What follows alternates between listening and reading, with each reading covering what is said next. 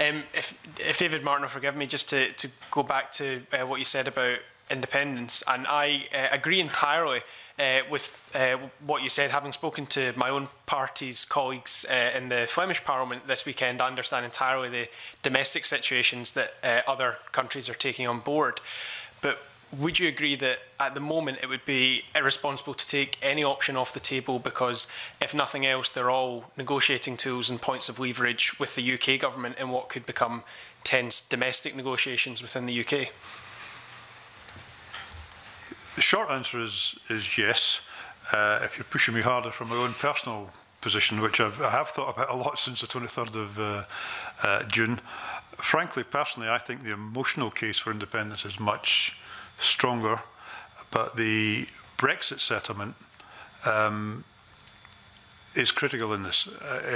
And I don't, this is probably not the place to go into, but a hard Brexit actually makes the case for independence harder, but bizarrely, and a soft Brexit makes it easier. But in terms of negotiating, I think, of course, any negotiator keeps every option on the table, so you should keep every option on the table. I'd very much echo that. I think as recently as 2 and a bit years ago, the people of Scotland were told we're a family of nations. And to safeguard our European status, we need to stick with the UK.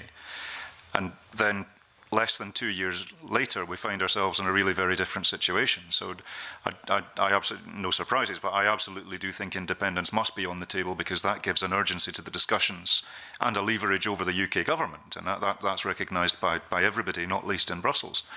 But it's not our first place to go to. And so much is in flux. I was in the Sunday Herald just this week about it.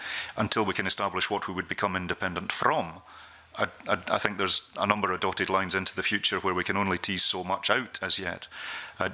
I am talking about status within the European framework, which means a lot more things than just membership, which means a lot more things than just single market membership or access or whatever it's going to be. Our starting point, I think, cross-party has to be what are Scotland's best interests, and then we track back from that in the discussions with the UK government and in the discussions with the member state capitals. But independence absolutely on the table, because that gives us a leverage which giving it up would lose. It also has a supplementary. Just ask David Martin to elaborate on this comment about the relationship between hard Brexit and soft Brexit and independence, because with these issues not be a question of timing of when things happen. Maybe, but I mean, I just thinking quite narrowly, and I accept there's wider arguments for and against independence, but on the narrow issue of jobs, a hard Brexit means that the UK is out of the single market. And if the purpose of independence is to keep Scotland in the single market, then we would face, and this is not, I agree, because of this, I've been around the Scottish debate too long, I realise you start getting into difficult arguments here. But the reality is, if Scotland is inside the European Union and the rest of the UK is outside the European Union, you need a hard border between Scotland and England. And we have roughly 250,000 jobs that depend on our trade with the European Union and 1 million jobs that depend on our trade with England. So a hard border in that situation would not be good news. If you have a soft Brexit, that border would not exist. And then you have a more realistic choice about, in my opinion, between independence and remaining part of the European Union. But if it's one of the paradoxes, but if the UK goes for the hardest possible situation, I think it makes it very difficult for Scotland to retain its economic links the way we have them at the present time with the rest of the UK. And that, in my view, that does a lot of damage, which is what I'm kind of hinting about, the emotional versus the practical problems of the situation we now, that none of us wanted, but we now face. So the logical conclusion of your argument is that question on independence, if that were one option, should be settled before Brexit? No, I don't think that is my argument. My argument is that until you know the nature of the Brexit, it's very difficult to know whether, in economic terms, and I repeat, I know there's much wider debates about independence. I'm trying not to extend the argument in this committee.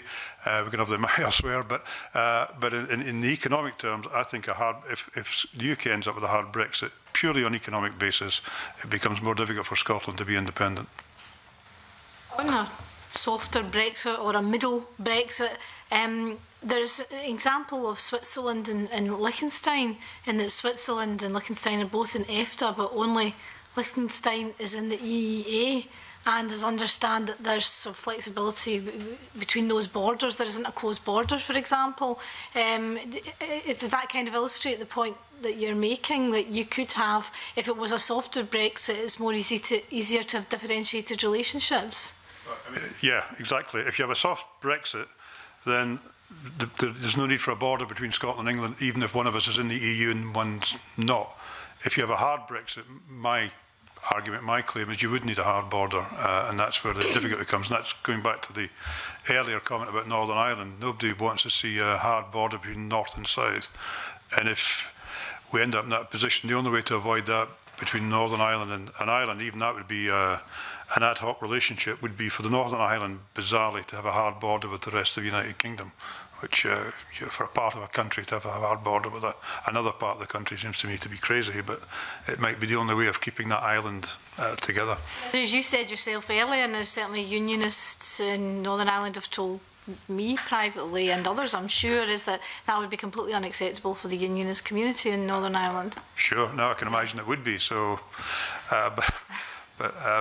they, well, sorry, I was going to say they voted for it, but that's let's not go there.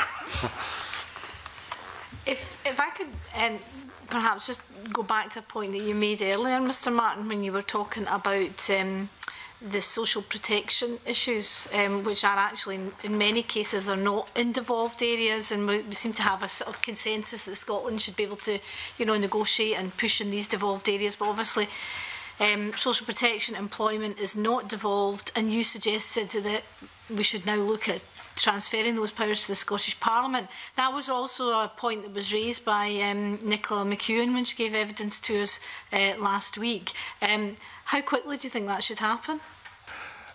As quickly as possible.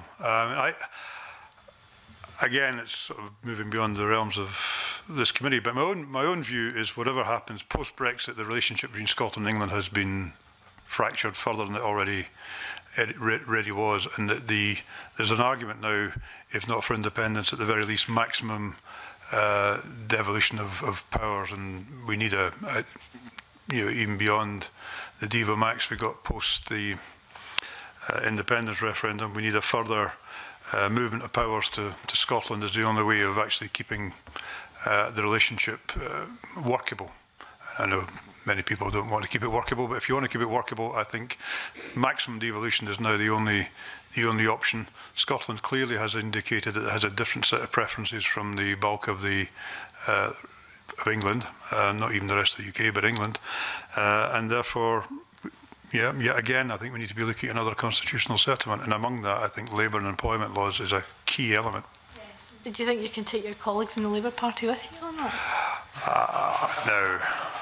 I've been desperately trying to walk on eggshells and not be party political here, but actually I think you might be surprised that there is a growing movement inside the Labour Party as well that recognises that there is a need for a new relationship, but not everybody agrees with that, of course.